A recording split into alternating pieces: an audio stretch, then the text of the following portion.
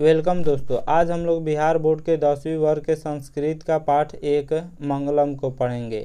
मंगलम का अर्थ शुभ होता है। सबसे पहले पाठ परिचय को जान लेते हैं। इस पाठ में 5 मंत्र क्रमशः ईशावास्य, कठ, मुंडक तथा श्वेताश्वतर नामक उपनिषदों से संकलित है। ये मंगलाचरण के रूप में पठनीय हैं।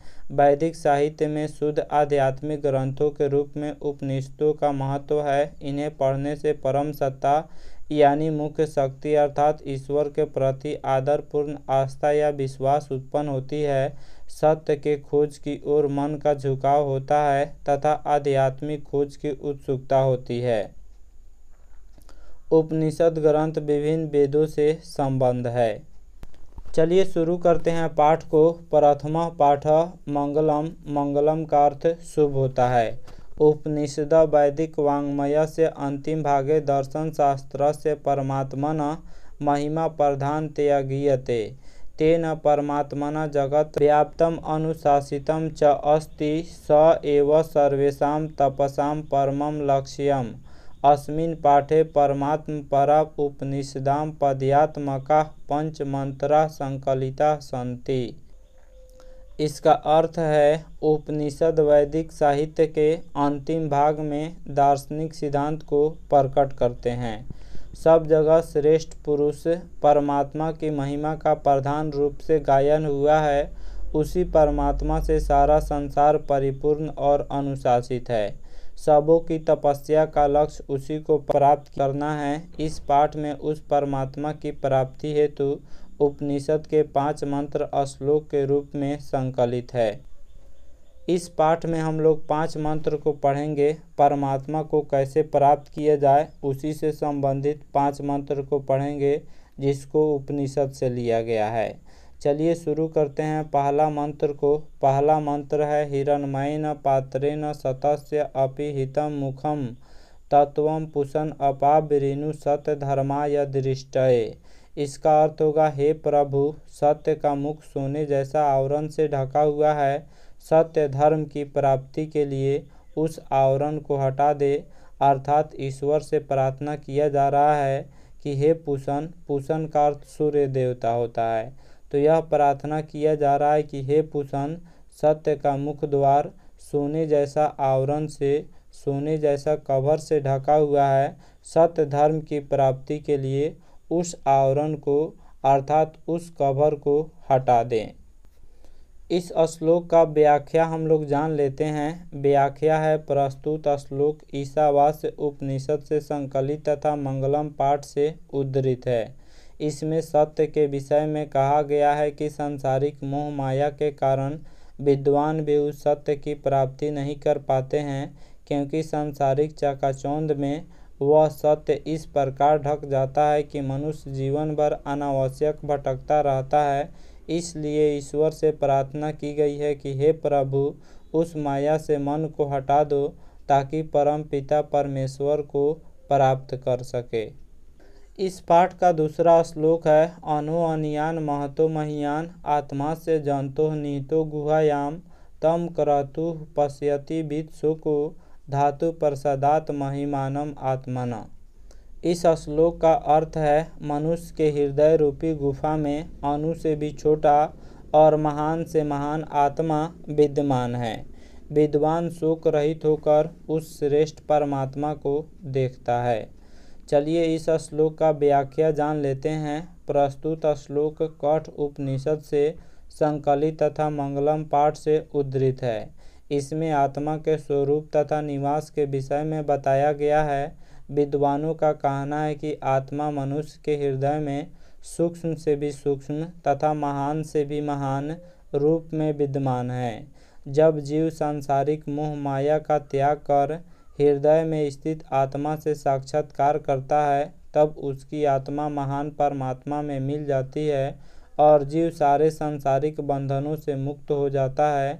इसलिए भक्त प्रार्थना करता है कि हे प्रभु, हमें उस अलौकिक अर्थात पवित्र प्रकाश से आलोकित करो कि हम शोक रहित होकर अपने आप को उस महान परमात्मा में एकाकार कर सकें।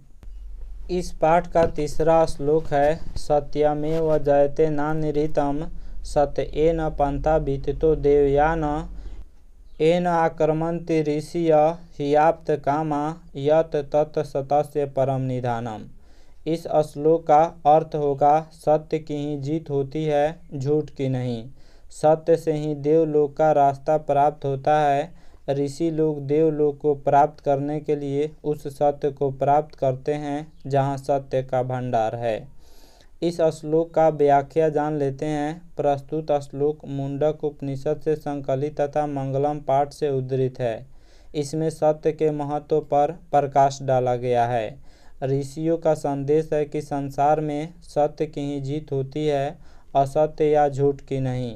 तात्पर्य यह कि ईश्वर की प्राप्ति सत्य की आराधना से होती है, न कि सांसारिक विषय वासनाओं में डूबे रहने से होती है।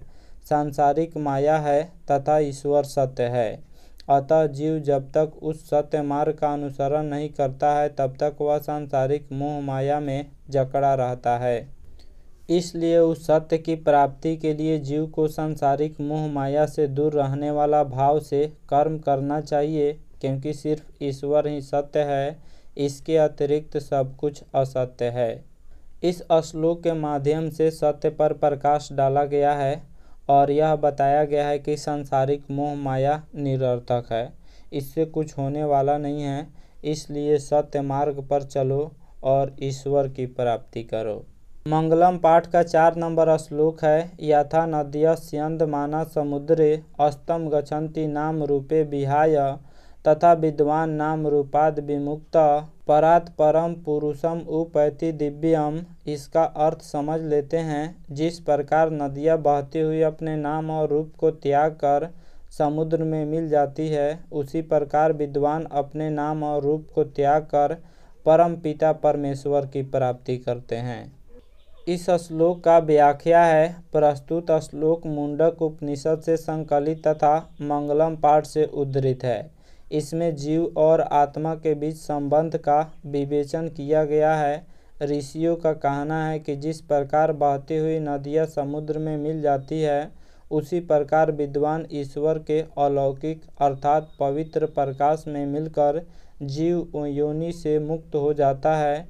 जीव तभी तक माया जाल में लिपटा रहता है जब तक उसे आत्मज्ञान नहीं होता है। आत्मज्ञान होते ही जीव मुक्ति पा जाता है। इस श्लोक के माध्यम से बताया गया है कि जिस प्रकार नदियाँ अपने नाम और रूप को त्याग कर समुद्र में विलीन हो जाती है, उसी प्रकार विद्वान लोग अपने नाम और रूप को त्याग कर परमात्मा की प्राप्ति करते हैं, यानी इस जीव योनि से मुक्त होकर वह ईश्वर में परमात्मा में एकाकार हो जाते हैं, यानी आत्मा परमात्मा में जाकर मिल जाता है। इस जीव योनि से मुक्ति मिल जाता है उनको।